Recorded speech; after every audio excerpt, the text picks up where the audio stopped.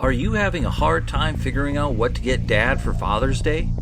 You should check out Row 1 Brand's Vintage Pictorum Gallery. They have America's best sports art. With over 7,200 historic sports prints, you're assured to find something unique for Dad this Father's Day. Instead of a boring old tie, get him a historic baseball photo taken by Henry High Sandham at the historic Polo Grounds Stadium in New York City during the 1894 Temple Cup. Or, if he's an NFL buff, check out the 1963 vintage NFL poster. These are so good looking that you'll be amazed how they turn out. Shop now at sportshistorynetwork.com/row1 and save 15% off your order. In January of 1996, legendary coach Don Shula officially retired from the NFL. He left the game as the winningest coach in league history, a record that still stands and may never be broken. Whether it was being drafted to play for Paul Brown during the heyday of the Browns, being hired by the Colts as the then youngest head coach in NFL history, or I don't know, being the head coach of the team with the only perfect season in league history, Shula has been involved in many great moments of the past half-century. In the same year, this week's guest started his career retelling these moments and many more, and it all revolved around NFL films. Welcome to the Football History Dude podcast, where each episode is a journey back in time to learn about the rich history of the NFL. Your host is Arnie Chapman. Football is his passion, and he wants you to come along with him to explore the yesteryear of the gridiron. So hop on board his DeLorean, and let's get this baby up to 88 miles per hour. Great Scott! This time as we step off the DeLorean, the date is January 4th, 1930, and we are in Grand River, Ohio, where we're here to celebrate the great Don Shula coming into this world. But during this time, the man that he would ultimately pass on the all-time victory list in the NFL, well, that guy already had 10 seasons under his belt, and that guy was Mr. George Papa Bear Halas. Shula would grow up to not only pass Papa Bear on the all-time list, but he would also become arguably the greatest coach of all time. Then, he retired in 1996, walking away from the game as a living legend. In this same year, a legend in the world of NFL films would walk into the doors for the first time, or at least officially. Chris Willis was hired as the NFL Films Head of Research Library, and although that sounds cool, what exactly does that mean? Well, we're going to go ahead and dive into that in this week's episode. And if you want to learn more about this week's guest, Chris Willis, and the things that we talk about in the episode, you can head to his dedicated page on the website, which, by the way, you can go ahead and find that at thefootballhistorydude.com/Chris Willis. Again, that's thefootballhistorydude.com/Chris Willis. And also, while you're at it, I ask that you please subscribe for free to the show by mashing that little subscribe button in your podcast player of choice. That way you get the hottest, freshest out the press episodes, each and every week. But how about I don't make you wait anymore for the interview? Let's dive right into it with Mr. Chris Willis. Hey, Chris, welcome to the Football History Dude podcast. Thanks for having me, Arnie. Appreciate it. For sure. And of course, we had to bring you on as the resident historian of NFL films. And the first question I got to ask is, how did you fall into the head of the research library over at NFL Films?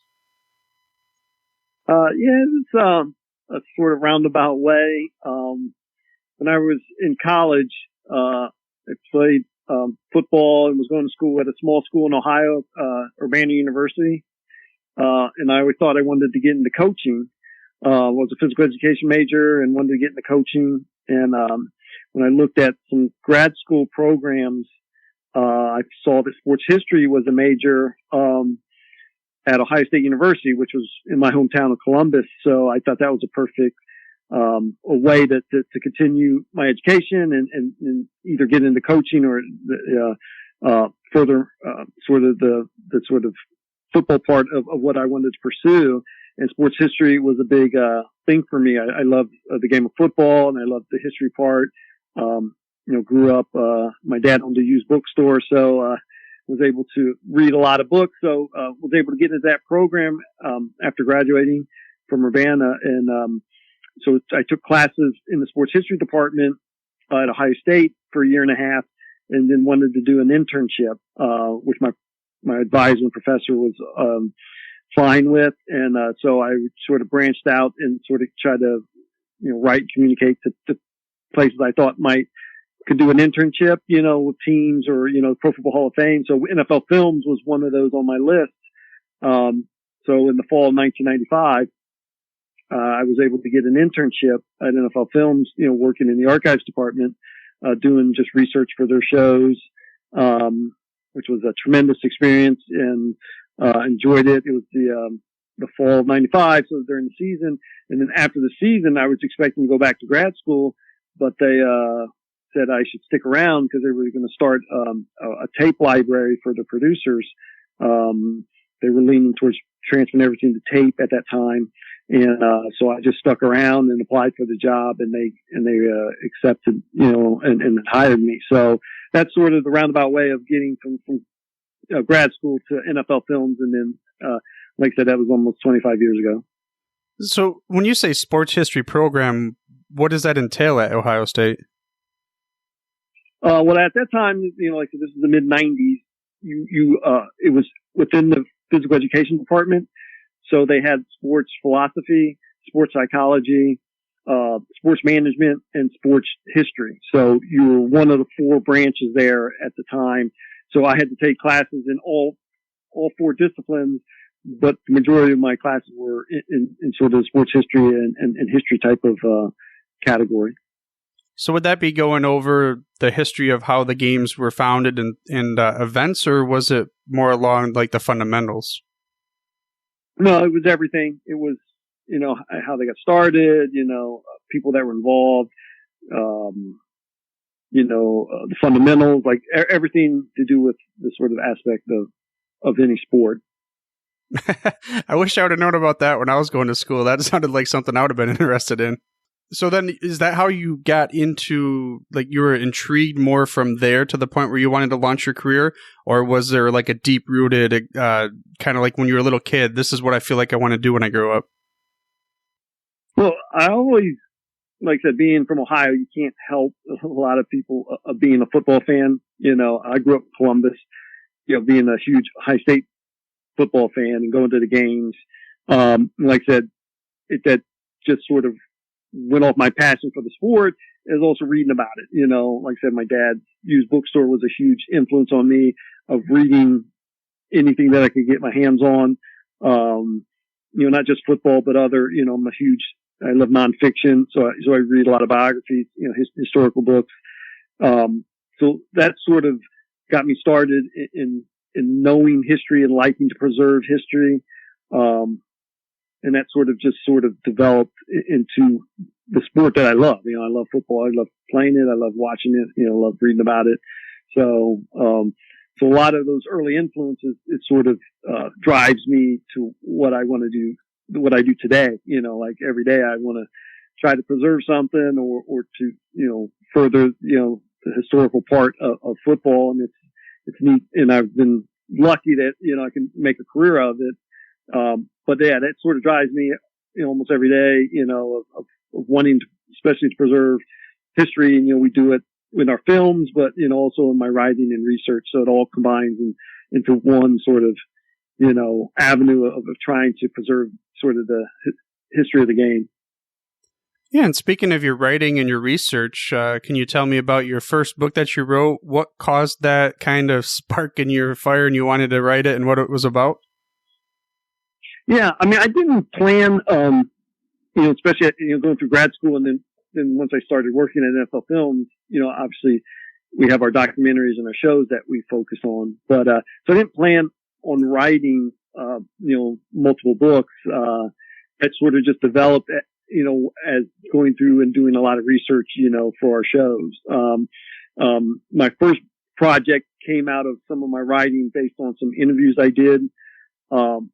In the late 1990s, I was sort of branching out and doing a little more research on some of the early years of the NFL. So, at that point, that whole generation of sort of especially players who started in the 20s and 30s, they were slowly, passing away. So I hated seeing that. I was like, oh, we have to preserve some of these stories. So I was able to pitch some shows and some pieces that we did for NFL Films based on guys who played in the 20s and 30s and even in the early 40s. So it was nice to be able to preserve some of that. So from some of those interviews, I started sort of just writing some chapters. I think you're a member of the Pro Football Research Association. They have a magazine called The Coffin Corner that comes out, every other month.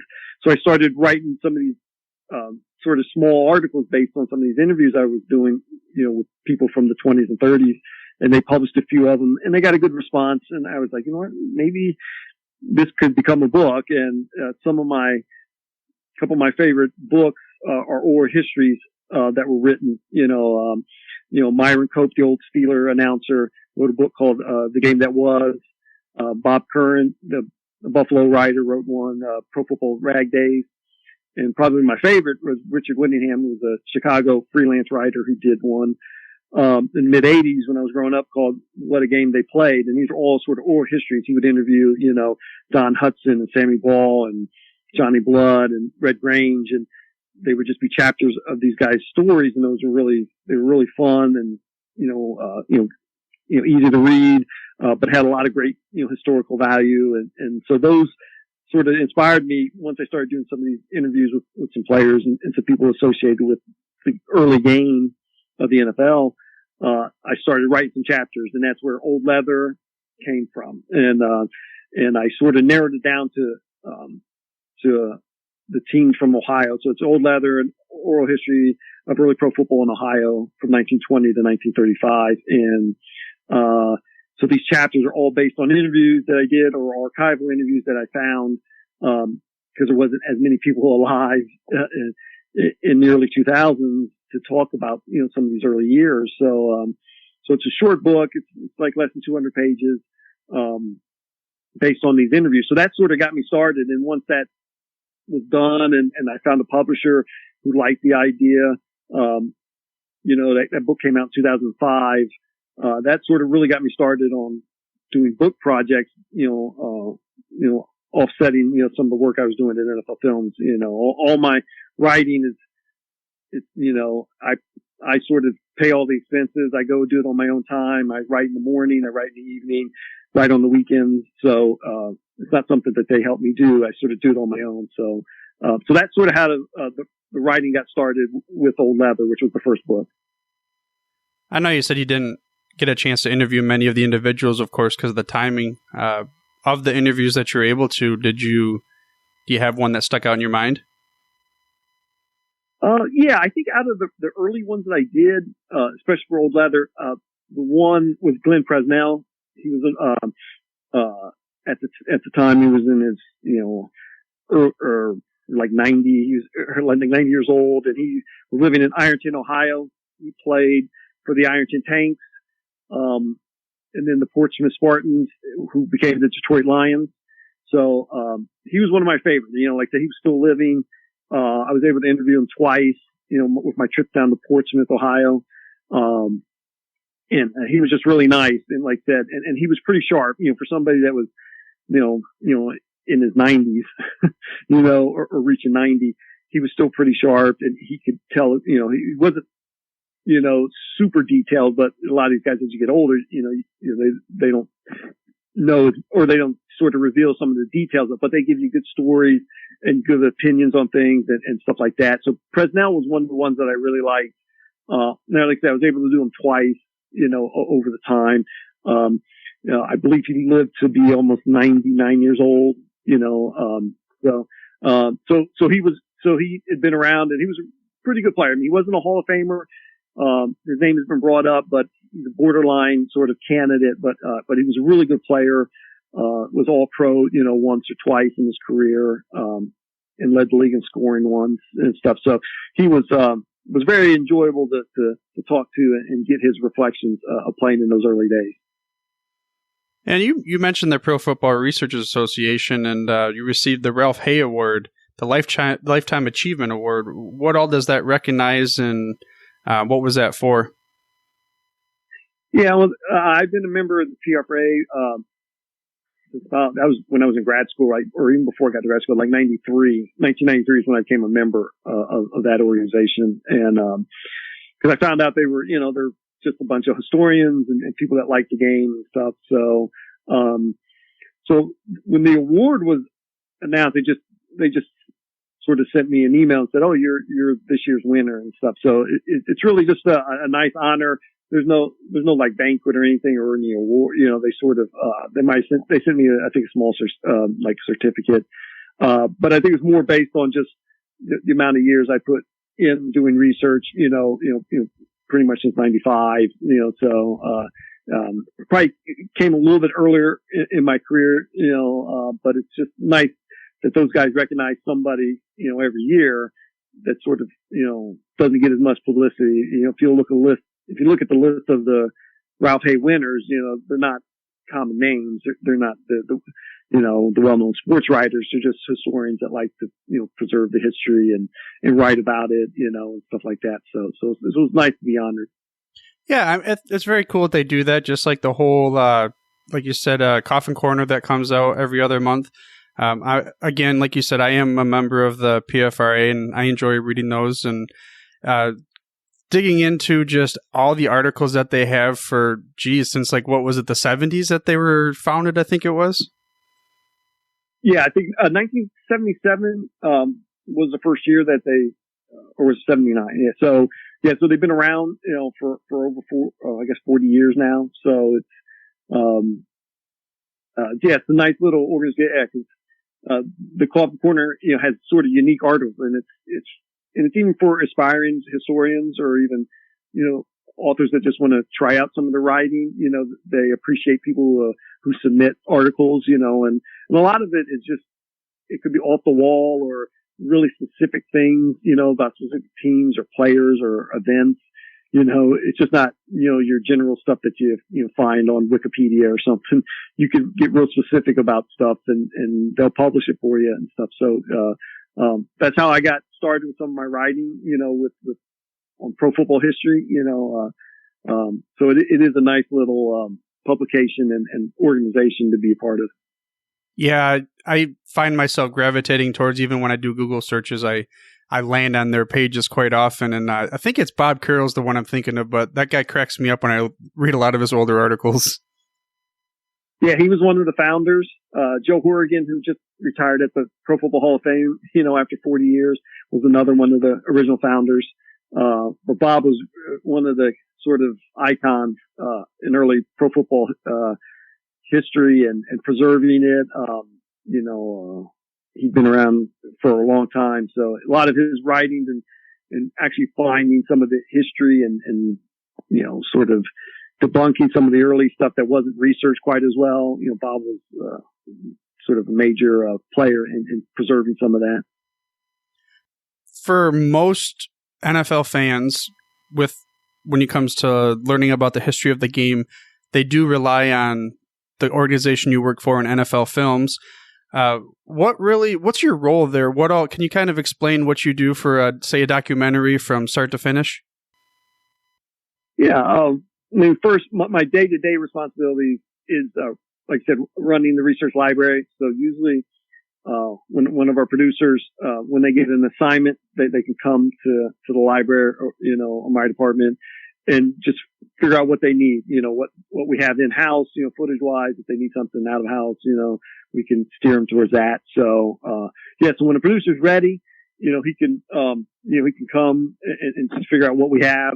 And we find it for them, so whether it's, just a specific shot, that they're looking for, or, different highlights or different shows, we have it all there that you can sort of steer them to, and then they can start on the project, start editing, whatever they need. So, then later on, if there's additional research that needs to be done, or I usually watch the piece and then, give them a little more direction or say, hey, this could be done, better, or they could find this type of footage. Then I also look at scripts. We want to make sure everything's sort of factually correct. That's a huge thing, with more eyeballs watching our shows. With social media now, you don't really want anything to be incorrect because people will notice it and call you on it. So fact checking, scripts, make sure scripts are correct. We say, names right, things like that. So I'll do that sort of at the end of the process, make sure that thing doesn't get out, so that's sort of the day-to-day type of stuff, is just make sure our producers have the research that they need to do their shows. There must be just a ton of footage in the NFL Films archives. Do you have an idea of, I don't know, do you guys ever keep track of how many hours worth of footage or tape reel or anything like that?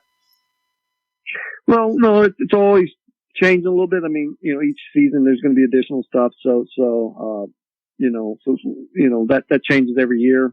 And we're also like somewhat in transition of things everything's pretty much was shot on film until about 6-7 years ago, and now we shoot pretty much everything just on digital cards.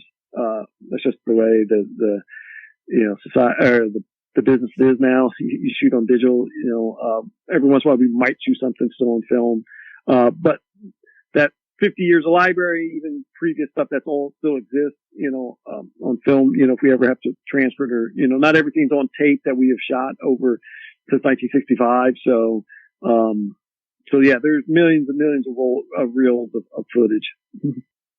Yeah, and the thing that comes to my mind is just going into one of those old school libraries where you see the books you have to have a ladder that's 5 stories high just to get up to their reels, and the organization must have been just crazy, either good or crazy hard. What was it when you first came in there before really the digital age? What was the organization like? Well, yeah, there was 3 libraries, so to speak, in our building. One is the film library. So anytime something that was shot on film, the original film is stored, in a can, in that library. So there's from 1965 to, 2012 or whatever, all that film still exists, in some sort of way in cans in our film library. Then we have our tape library, which at the point, like in the mid 80s to the late 80s, everything was transferred or tried to, and then was put onto tape. So we have a tape library of everything, and there's all the masters. Now, if something happens to the master, we always have the film we can go back and transfer. So we have a tape library that does that. And then the third library is my library, which is a sort of a copy of the master library. And those are the tapes that the producers would use, and they could come in, they could grab it, and they could check it out, and then they could take it to their office, they digitize it, and then they can cut that footage. But that's not the master tape. So those 3 libraries, still exist, but now everything is digital. So that automatically just gets transferred onto our system now. Going forward, that's a challenge of how that's going to get preserved, because, a digital file is different from physically having the tape or physically having the actual film. Hank Stram was shot on film, his wire from Super Bowl IV. Well, now all our wires are shot digitally. So what's that challenge is going to be, 40 years from now, what those tape or what that digital file is going to exist as, so that's always a challenge going forward, but that's sort of what we look at now of being able to preserve all our stuff in the libraries that we have in our building. Yeah. Is it difficult to transfer over, say, the olden times? You bring up Hank Stram's audio footage that was on film. Is it like a 1-for-1 process where you got to let it go the whole time, or can it be sped up? Well, what do you mean, as you use it in a show, or? So if you were to use that in a nowadays show for a documentary that you created in 2020, would you be able to transfer that audio over somehow digitally, or what's the process for that? Yeah, no, it's already done. Like once it's done, like we transferred the film to tape, years ago, so that it's already on tape. Now we might retransfer it just so we can make it look better. The quality might look better. But once it goes on the digital file, it can exist like almost anything on a digital file forever. So we don't ever have to transfer it again, unless, like going from standard depth to high depth to 4K, like unless something like that changes it where we might have to transfer it again. But once you transfer to digital file, it should exist on the digital file forever, so it's not like we transferred every single time for every single time we want to use it. Right. Yeah, that makes sense, because otherwise that would be a lot of transfer. And is it fair to say that not every single piece in those old metal cans has been transferred over to digital, or have you guys really backed up everything already? No, not everything has been transferred onto a digital file. So, I mean, like I said, we started shooting full games in 1965. So you're talking, over 50 years of film. Right. So it just depends what project. Some things are on a digital file more than others, just because of a project. Like this year with Top 100, or say we do a show on Gale Sayers. Well, we'll transfer all his game footage. So anything from the Bears, in the 60s and early 70s, all that's probably on a digital file.